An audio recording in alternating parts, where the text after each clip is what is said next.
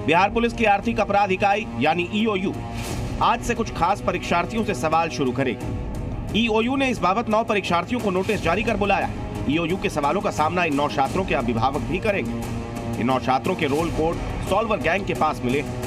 EOU को उम्मीद है कि इन छात्रों से सवाल जवाब के जरिए घोटाले की मिस्ट्री काफी हद तक सॉल्व हो सकती है। जानकारी के मुताबिक इन छात्रों से सवाल कर ईओयू ये पता करेगी कि सॉल्वर गिरोह से उनका संबंध किस हद तक रहा है।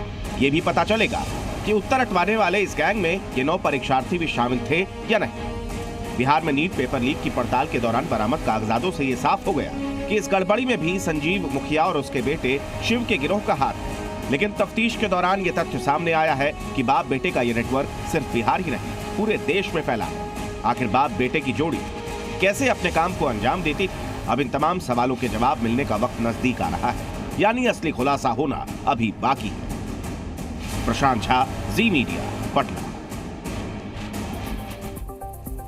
और देखिए, जिस केस में जांच के दौरान रोज नए खुलासे हो रहे हैं, उसे लेकर आपके मन में भी कई सवाल होंगे। और सबसे अहम सवाल ये कि पेपर लीक का आखिर ये खेल कैसे चल रहा था। और आइए ग्राफिक्स के जरिए हम आपको बताते हैं। देखिए, सबसे पहले ये गैंग के जो लोग हैं ये पता लगाते थे कि पेपर प्रिंटिंग किस प्रेस में हो रही है। इसके बाद ये भी पता लगाया जाता था कि प्रश्न पत्रों को किस ट्रांसपोर्ट के जरिए भेजा जा रहा है। और इसके बाद पेपर माफिया ट्रांसपोर्ट कंपनी के कर्मचारी से बड़ा सौदा कर लेते थे। और साथ ही साथ आपको बताएं कि तय जगह पर जुटे छात्रों को यह पेपर दिया जाता था और उन्हें जवाब रटा दिया जाता था। जिन लोगों को जवाब रटाया जाता था उन्हें परीक्षा के पहले किसी से मिलने भी नहीं दिया जाता था। और साथ ही साथ उन्हें एक तरह से अपनी कस्टडी में लेकर ही सॉल्वर गैंग एग्जाम सेंटर तक पहुंचा देता था। तो ये ऐसे चल रहा था ये पूरा खेल, जिसका बड़ा खुलासा भी हुआ है।